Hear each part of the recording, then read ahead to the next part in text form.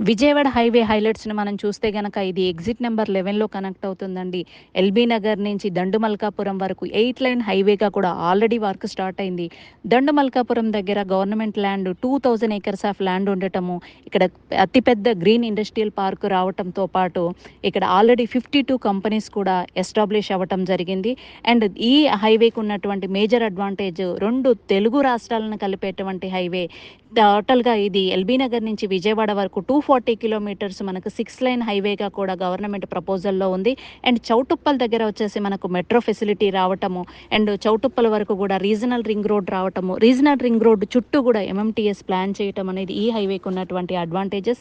And 80 ఏకర్స్‌లో Batasingaram దగ్గర HMDA logistic park కూడా రావటం అనేది ఈ ఎస్పెషల్‌గా ఈ విజయవాడ హైవేలో 3600 ఏకర్స్‌లో గవర్నమెంట్ ల్యాండ్ ఉండటం వల్ల ఐటీ అండ్ ఫార్మా ఇండస్ట్రీస్ ఇటువైపు రావటానికి ఎక్కువగా స్కోప్ ఉందండి.